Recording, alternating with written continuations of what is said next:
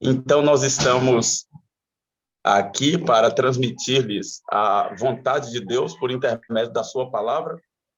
Cumprimento aos irmãos angolanos, com a paz do Senhor, também os brasileiros, todos que estão conectados neste momento, que o favor de Deus, na pessoa bendita do nosso Senhor Jesus Cristo, tenha acesso livre ao seu coração nessa tarde do Brasil e nessa noite, né, na Angola.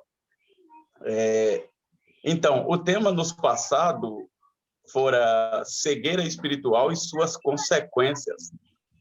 E nós gostaríamos aqui, para ministrar uma palavra direcionada por Deus, trazer um texto da palavra que está registrado na Carta aos Hebreus, o capítulo 12 e o versículo 16. Eu gostaria que todos os irmãos que tiverem acesso aí à Bíblia Sagrada pudessem acompanhar comigo essa leitura para uma melhor compreensão do que Deus tem a comunicar aos nossos corações nessa tarde. Carta aos Hebreus, capítulo 12, versículo 16 e 17. O tema é cegueira espiritual e suas consequências. A Bíblia diz assim: e ninguém seja devasso ou profano como Esaú, que por uma refeição vendeu o seu direito de primogenitura. Porque bem sabeis, irmãos, que querendo ele ainda depois herdar a mesma bênção, foi rejeitado, porque não achou lugar de arrependimento, ainda que com lágrimas o buscou. Ninguém seja devasso ou profano como Esaú, que por causa de uma refeição vendeu ou trocou o seu direito de primogenitura. Porque depois ele quis herdar a bênção novamente e foi rejeitado. Ainda que buscou com lágrimas, não encontrou lugar para o seu arrependimento. Então, irmãos, nós vimos aí uma cegueira espiritual e a sua consequência. Todos conhecem bem a história de Esaú, não tem como falar de Esaú sem lembrar de Jacó, né? Os dois são protagonistas de uma história, de um drama familiar, de um drama patriarcal, e por que não dizer de um drama ministerial mesmo, né? Quando o Senhor permitiu vários acontecimentos em torno da gestação deles, do nascimento, e ao longo da vida para ficar de lição para a igreja do Senhor desses últimos dias. E a presunção de Esaú, o seu olho carnal, o impediu de enxergar espiritualmente. E a Bíblia Sagrada chega a dizer sobre isso que o Senhor se aborreceu com Esaú e amou a Jacó. É interessante isso porque Esaú tinha aquilo que era invisível, direito de primogenitura. Jacó tinha aquilo que os olhos podem ver. Jacó tinha um prato de lentilhas, e na hora da fome, nada melhor que isso, né? Mas a Bíblia Sagrada nos orienta a cada dia não atentarmos para as coisas que se veem, porque todas as coisas que nós vemos são temporais ou passageiras. Mas as coisas que nós não vemos, as invisíveis, essas sim são as coisas eternas. Esaú não sabia disso, a sua cegueira o cegou. E aquilo que é eterno estava sobre a vida dele, a bênção de Deus, a herança patriarcal, o direito de ser protagonista de uma história brilhante, estava sobre a vida dele de forma invisível. traduzido simplesmente por uma, entre aspas, primogenitura. E, olhando para ele, não via nada de mais interessante que ninguém. Mas sobre a vida dele estava aquilo que é invisível, mas que é eterno. E Jacó, por sua vez, tinha em suas mãos o que é visível. Mas Jacó, ainda que o chamam de enganador, de suplantador, dos adjetivos que traz o seu nome, e todas as conjecturas bíblicas de pregações e ensino que a gente ouve, mas existe algo em Jacó que me chama muita atenção.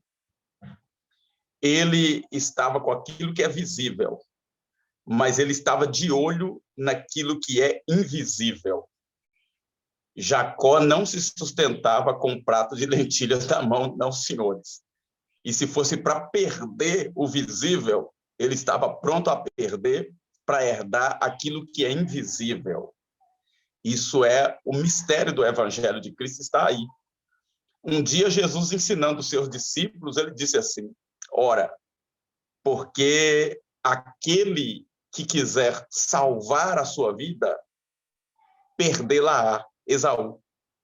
Mas aquele que perder a sua vida, achá-la-á, Jacó. Jacó perdeu o prato, mas ele achou aquilo que é invisível, a ponto de decidir encontrar com o seu irmão, e no meio do caminho para achar seu irmão, ele encontrar com o próprio Deus no Vale de Jaboque. Então, ele despojou de um prato que é visível, buscando aquilo que é invisível. O irmão dele é diferente, despojou do invisível por causa do visível, mas depois chorou as consequências, pedindo lugar de arrependimento. Todavia, ele não achou mais a sua sorte, entre aspas. Ele não achou mais o seu lugar, ele não achou mais o seu brilho, ele não achou mais o seu destaque. Portanto, meus irmãos, a palavra do Senhor nessa tarde está advertindo cada um de nós. Cada um de nós fomos escolhidos por Deus, salvos por Jesus, batizados no Espírito Santo, chamados para uma grande obra. O Espírito do Senhor está dizendo: olhe, gente, angolanos, brasileiros, todo mundo, não sejam devasso como Esaú. Não troque o que está invisível na sua vida por aquilo que você vê, porque tudo que você vê simplesmente passa, e aquilo que você não está vendo, a unção de Deus, o poder de Deus na sua vida, o chamado ministerial, a graça divina que manifesta nas pessoas através de você, isso tudo é invisível, mas isso é eterno. Isso terá um peso de glória na eternidade para a sua vida. A cegueira espiritual e suas consequências. Esaú ficou cego, buscou depois a perca, mas não encontrou mais, teve que chorar. A consequência dele foi a lágrima e também ser citado aqui hoje. Isso é consequência da cegueira dele. Ele está sendo citado aqui hoje como um mau exemplo na caminhada de fé. Que nós possamos ser citados no futuro como um bom exemplo na nossa caminhada de fé. Que os nossos filhos possam imitar os nossos passos de fé. Que os nossos netos possam olhar e dizer: eu tive um avô que serviu a Deus. E em meio à dificuldade, em meio aos levantes, às tempestades, ele permaneceu firme até o fim. Portanto, digno de ser imitado. Que Deus nos ajude. Ora, irmão, a cegueira espiritual, ela nada mais e nada menos é do que o contrário de fé. Quem tem fé, enxerga. Quem não tem fé, não enxerga, portanto, está cego.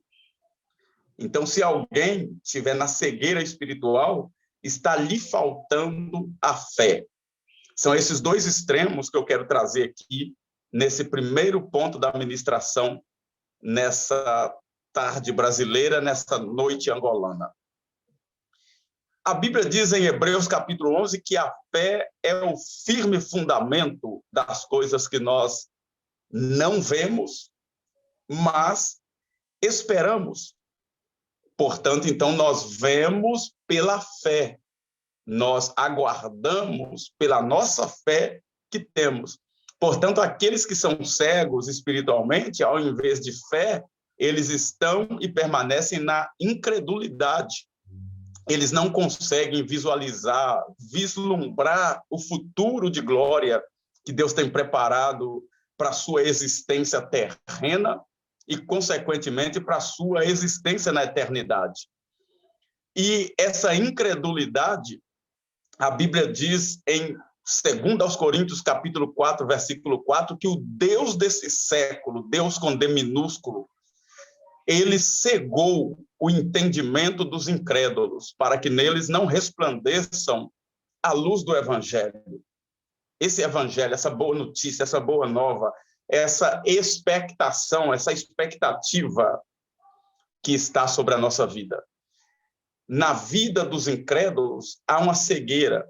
Na vida dos crentes, existe uma fé inabalável, uma fé capaz, glória a Deus, de superar quaisquer obstáculos.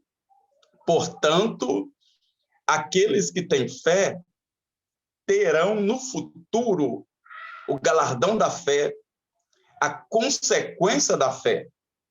Aqueles que estão cegos espiritualmente, em seus delitos e pecados, terão no futuro também a sua consequência, o seu salário da incredulidade. Referente à incredulidade, eu lembro que Jesus, ao referir-se ao nosso amado, estou falando amado porque eu estudei sobre o fim dele, o nosso amado irmão Tomé. Amém, irmãos? Talvez você nunca tenha ouvido alguém chamá-lo assim. Amado irmão Tomé, conferencista, grande pregador do Evangelho e que deu a sua vida por causa da fé em Cristo. Muitos lembram de Tomé por causa de um episódio. Eu estou lembrando de Tomé com um episódio, mas trazendo a sua história inteira. Amém? Porque um episódio não faz uma pessoa. Uma pessoa é feita de histórico. E quando Tomé, após a ressurreição do Senhor, manifestou ali a sua falta de crença, a Bíblia diz que ele falou, olha, eu acredito que Jesus voltou do mundo dos mortos, mas para eu acreditar, eu vou ter que ver. Se eu não vir, eu não acreditarei. A Bíblia diz que num dado momento Jesus só apareceu dentro de casa. Jesus apareceu e já foi de cara nele.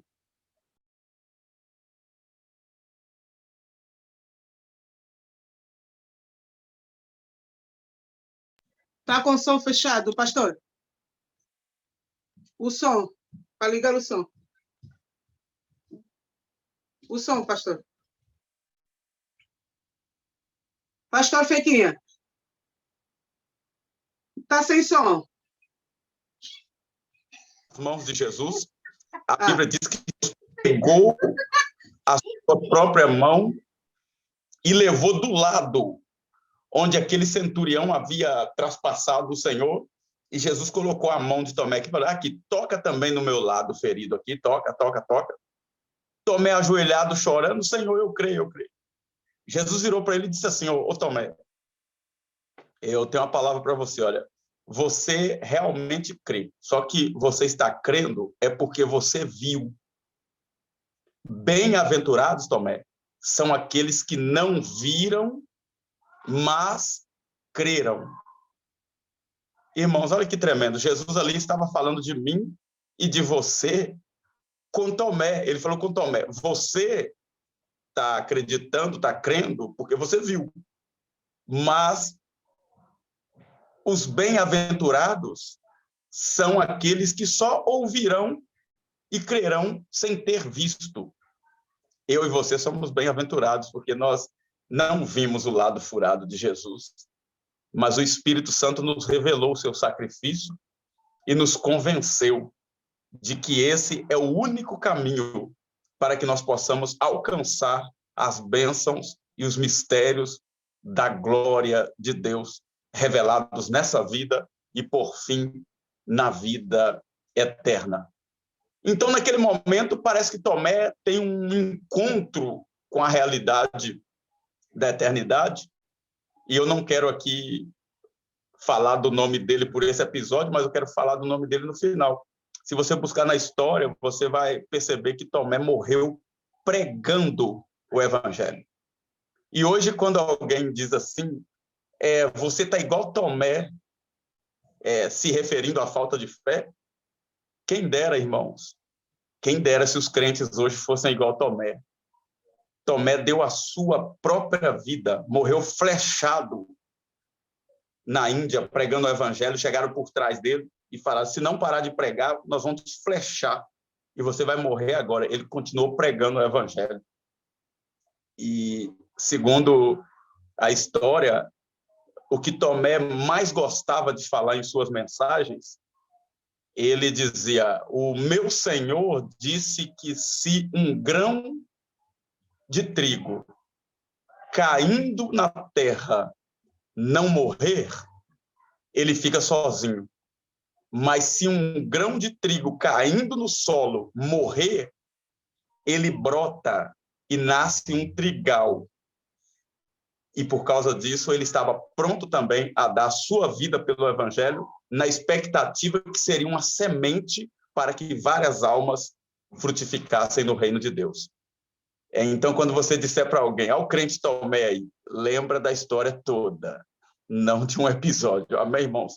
Olha, então a incredulidade, meus irmãos, ela traz aquela cegueira. É como se vendasse os olhos de alguém e alguém não pudesse ver. O Deus desse século cega os incrédulos.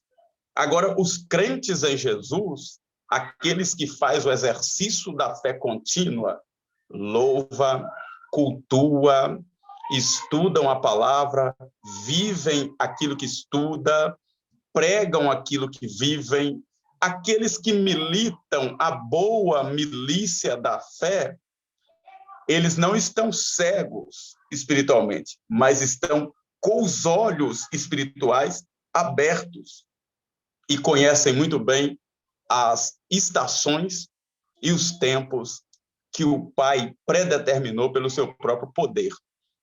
Portanto, não sejamos Esaú. Não sejamos cegos, para não colhermos a consequência dessa cegueira.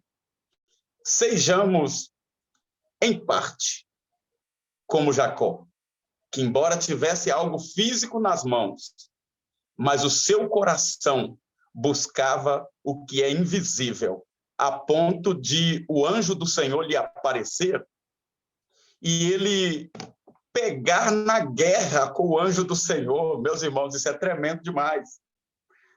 E Deus faz uma espécie... entenda, eu tenho um jeito de transmitir as verdades divinas diferentes, tá, irmãos? Deus faz uma espécie de brincadeira com Jacó, porque vai dizer que um homem brigou com Deus e prevaleceu? Me empresta o seu intelecto aí, gente.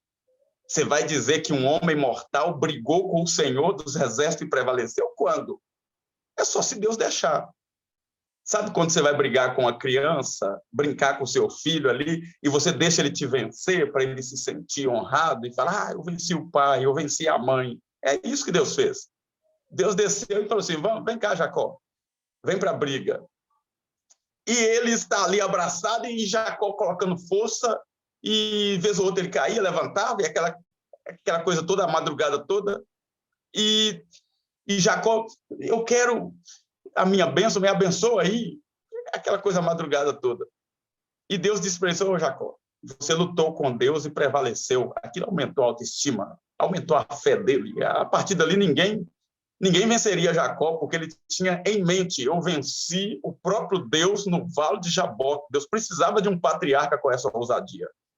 Embora ele saiu mancando, mas Deus lhe deixou, Deus lhe permitiu, Deus lhe deu a bênção de ser vencedor. Eu e você estamos um pouco acima de Jacó, porque Deus deixou Jacó ser vencedor. E ele me deu a bênção e te deu de sermos mais do que vencedores, por aquele que nos amou, Cristo Jesus, o nosso Senhor. Sejamos aquele que está de olho no que é invisível. Teve um casal na igreja primitiva que estava de olho no que é visível. Alguém vendia propriedades, depositava o dinheiro aos pés dos apóstolos, e os apóstolos administravam para o bem comum da igreja, e estava uma bênção à igreja primitiva. E um casal ficou olhando aquilo e disse um ao outro: olha que bacana, estou conjecturando, quando alguém oferta, é citado, cita o seu nome, vai na frente, os apóstolos abraçam, e talvez até unge com óleo, o ofertante, aquela coisa toda.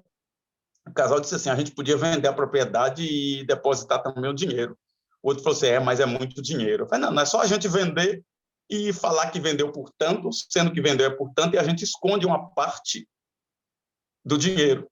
Ora, o dinheiro era deles, podia ficar com tudo, mas queriam aparecer. Então, queriam falar que vendeu por X para dizer que estava ofertando tudo também. Fizeram isso. E pegaram um pastor, irmãos, no início de seu ministério. Pedro estava no início de seu ministério, quando ele viu essa aberração na oferta ao Senhor.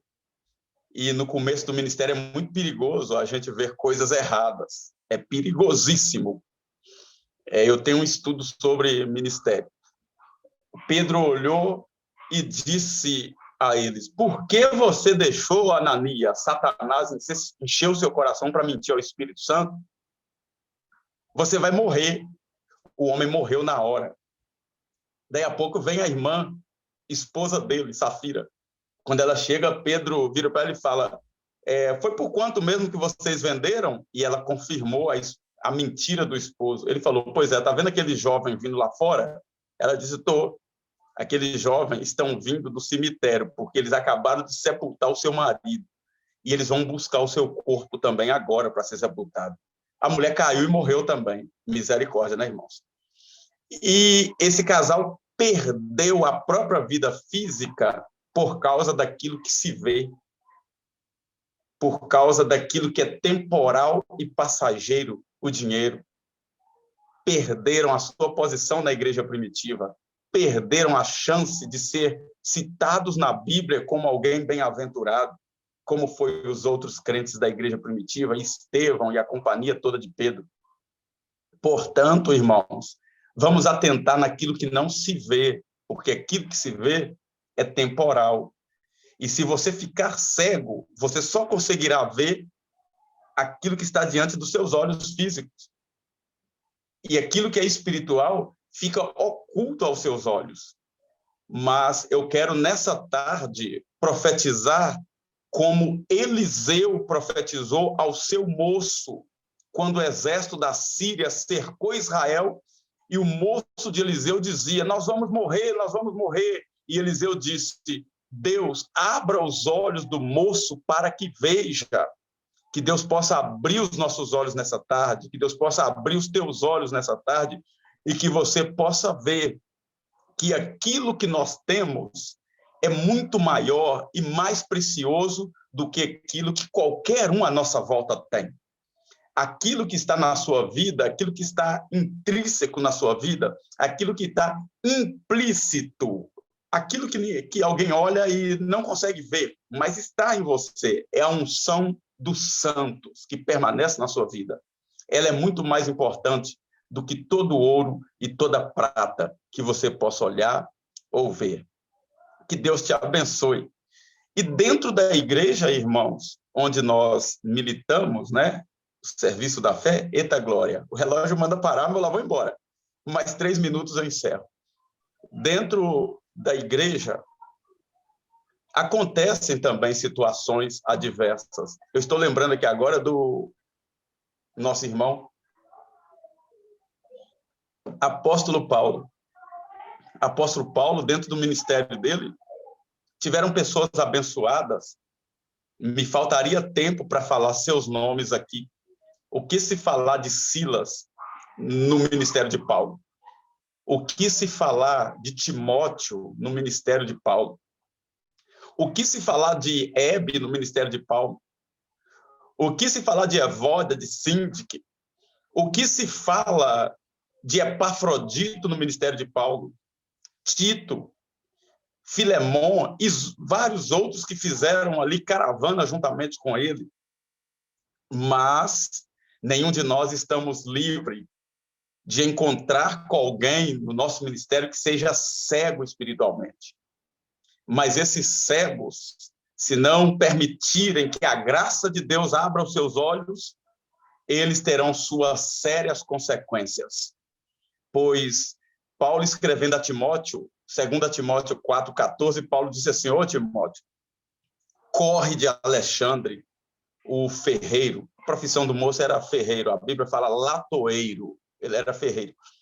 Corre de Alexandre, porque ele me causou muitos males no ministério.